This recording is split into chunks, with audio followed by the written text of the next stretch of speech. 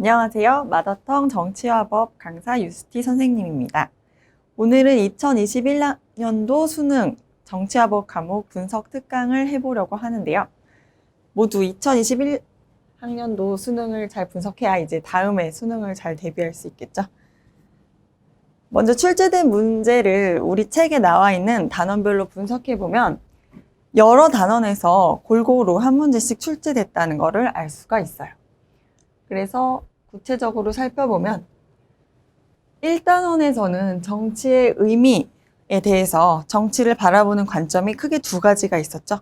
넓은 의미의 정치와 좁은 의미의 정치를 구별하는 문제가 출제됐고요. 2단원에서는 민주주의의 의미, 법치주의, 형식적, 실질적 구별하는 것, 이런 전형적인 문제들이 출제가 됐습니다.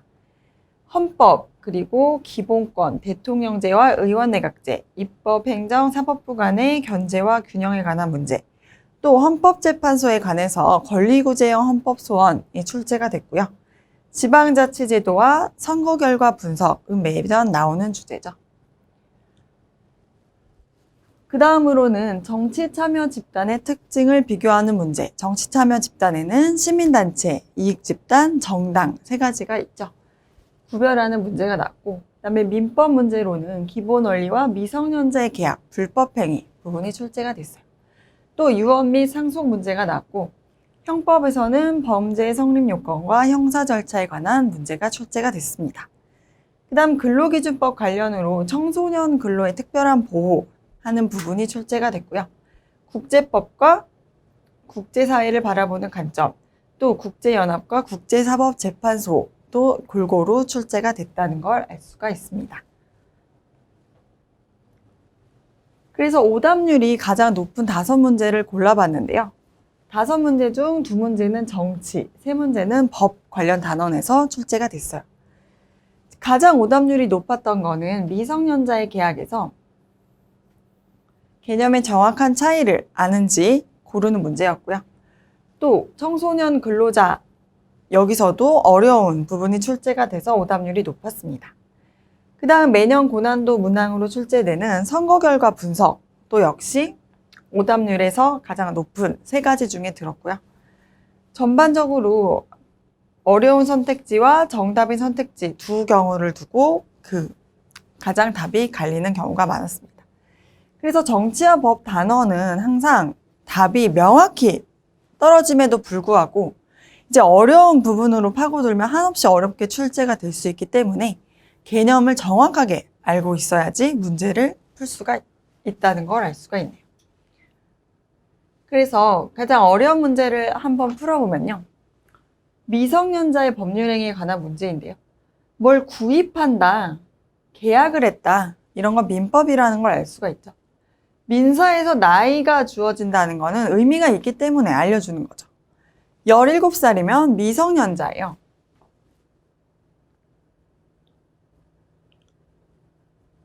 여기서 가장 문제가 됐던 건 이 리을번인데요. 미성년자의 계약인데 법정 대리인인 병의 동의가 없고 그 계약 상대방인 을이 미성년자임을 몰랐던 경우에 관해서 이제 리을번이 문제가 되고 있어요. 그러면 니은 리을의 상황에서 을은 갑이 미성년자임을 이유로 계약을 취소할 수 있다. 이게 맞는 답인지 틀린 답인지를 고르는 게 이 문제를 푸는데 가장 핵심이 됐었는데요. 지금 을이 누구인지를 정확히 아는 게 중요해요. 을은 미성년자와 계약한 상대방이죠.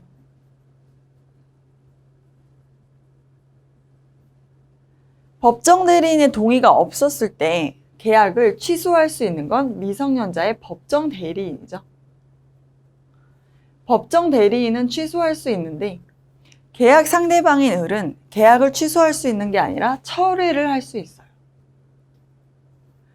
이 차이가 왜 나오냐면은 그건 우리 민법에 이렇게 하라고 우리가 적어놨기 때문이에요. 민법을 보면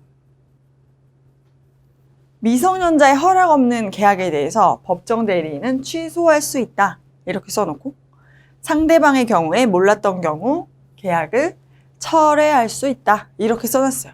그러니까 용어가 다르기 때문에 이거를 기억을 해놔야 되는 거죠. 그러면 을은 상대방이죠. 미성년자임을 이유로 계약을 취소할 수 있다고 하면 안 되고 철회할 수 있다로 바꿔야 되죠. 그래서 리을이 틀린 지문이 되기 때문에 리을이 들어간 거는 정답이 되지 못해요. 이렇게 해서 이 문제의 정답을 찾아갔어야 될 것 같습니다. 그 다음 문제를 가볼게요. 그 다음으로 이제 어려웠던 문제는 청소년 근로의 특별한 보호에 관한 문제였는데요. 여기서도 마찬가지로 가장 문제가 됐던 건 이 리을번이네요. 병원 갑과 을의 연령을 증명하는 가족관계 기록상에 관한 증명서를 사업장에 갖춰둬야 된다. 그럼 갑과 을이 어떤 경우에 병이 이런 가족관계 증명서를 자기 회사에 갖다 놔야 되냐는 거죠. 그러면 우리 근로기준법에서는 뭐라고 정하고 있냐면은 아직 18살이 되지 않은 사람을 고용할 때는 이런 일을 하도록 시켰어요. 그럼 18살의 경우에는 어떻게 해야 되냐? 18살일 때는 필요가 없죠. 18살 미만, 15세 이상. 이 경우에 연소 근로자라고 해서 특별한 보호를 해요. 그럼 이것도 일종의 특별한 보호죠. 가족관계에 관한 사항을 사업장에 비치해놔야 된다.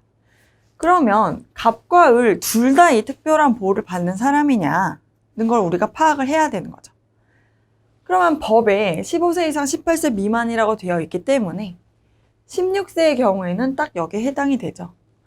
그럼 여기 갑과 을이 아니라 을만이라고 써 있었으면 옳은 지문이 되는 거죠. 그런데 갑은 18살이 넘었어요. 그러니까 이런 걸 할 필요가 없어요. 성인이랑 똑같이 대우하면 된다는 거예요. 그러면 여기서 갑과 을 모두 갖다 놔야 된다라고 했으니까 이 리을이 틀린 지문이 또 되는 거죠. 그래서 리을이 들어간 거는 정답에서 제거를 해야 돼요. 이렇게 해서 이 문제도 어려웠던 문제였습니다. 그 다음 문제로 가볼게요. 선거에 관한 문제는 항상 어려운 문제가 되죠. 왜냐하면 이게 시간이 가장 오래 걸리기 때문이에요. 아주 복잡하고 막 숫자 계산을 막 엄청 해줘야 돼요. 그렇기 때문에 이렇게 어렵고 복잡한 문제가 나오면 이걸 항상 가장 마지막에 풀어야겠죠. 이것 때문에 내가 풀 수 있는 다른 문제를 푸는 시간을 뺏기면 안 되잖아요. 그래서 시간이 다 충분히 다른 문제를 풀고 나서 확보가 됐을 때 이 문제까지 도전을 해서 풀면 만점을 받을 수 있는 거죠. 그래서 전략적으로는 이런 어렵고 시간이 오래 걸리는 문제는 가장 마지막에 푸는 걸 추천드리고요. 보통은 20번으로 출제가 되죠. 그래서 여기서 가장 어려웠던 거는 여기서 이 과반의 표를 얻은 후보자가 대통령으로 선출된다는 게 아니라는 걸 파악하는 게 중요해요. 이거는 계산을 해서 이 전체 유권자 수와 이 대통령으로 당선된 사람이 받은 표수를 계산해 본다면 2분의 1을 넘는지 안 넘는지를 파악할 수가 있었던 문제였어요. 결국에는 이 문제는 빨리 정확하게 지문을 파악하고 계산을 정확하게 해서 이 결과값을 각 지문에 대입해서 옳고 그름을 가려주는 게 중요한 거죠. 그 다음으로 어려웠던 문제가 바로 헌법재판소에 관한 문제였습니다. 헌재에 관한 것도 사실 생소한 개념이다 보니까 어려워요. 또 용어가 많이 나오다 보니까 정확히 구별하는 게 필요한데요.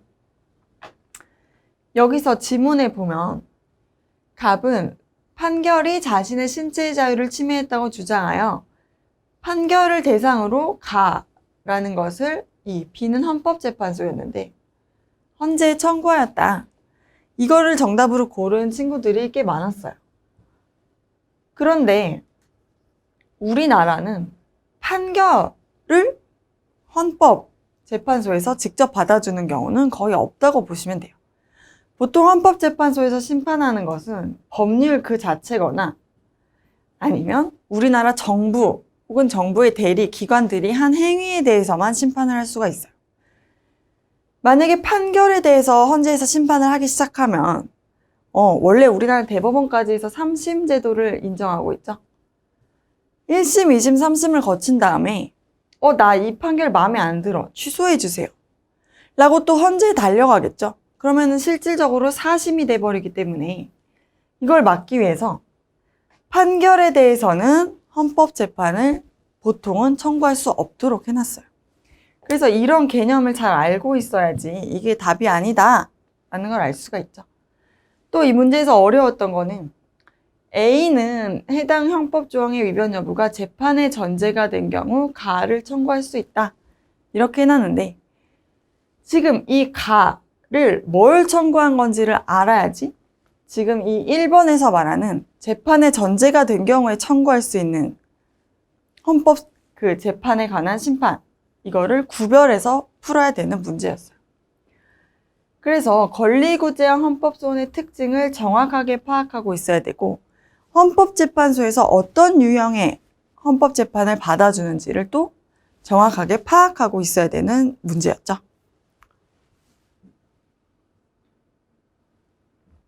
그 다음으로 어려웠던 거는 이 형사 절차에 관한 문제였는데요. 갑은 A에 대한 중상해 혐의로 을은 사기 혐의로 긴급 체포되어 수사를 받아서 재판이 됐다. 이런 형사에 관한 문제였습니다. 그럼 여기서 가장 어려웠던 문항은 이 리을번인데요. A라는 사람은 이 피해자였어요. A에 대한 중상해를 했다는 건 A가 지금 다쳤다는 거죠. 중상해를 받은 피해자예요. 이 피해자의 형사 절차에서 걸리는 배상명령이라는 게 있었죠. 만약에 갑이 유죄 판결을 받은 경우에 갑에 대해서 너 나 치료비 줘 라고 그 치료비를 달라고 할 수 있는 권리예요. 그런데 보면 갑이 징역 1년을 받았다. 징역 1년을 받았다는 건 유죄 판결이죠. 유죄 판결을 받았기 때문에 배상명령을 할 수 있다. 여기까지는 맞아요. 이 문제가 어려웠던 건 국가로부터 구조금을 받을 수 있다. 이 두 개가 안 연결되는 거죠. 배상명령이라는 건 이 갑한테 직접 달라고 하는 권리거든요. 너가 날 다치게 했으니까 너가 나한테 치료비 줘라 라는 거예요.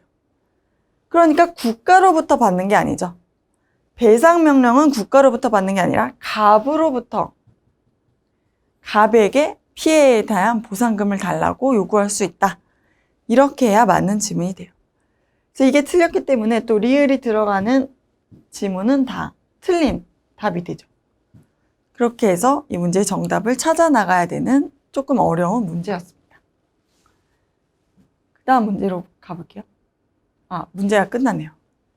이렇게 올해 수능에도 어려운 문제가 많이 출제가 됐었는데요. 이제 다음 수능을 대비하기 위해서 함께 이 정치화법 까만 책을 열심히 같이 공부해보면 좋겠네요. 감사합니다.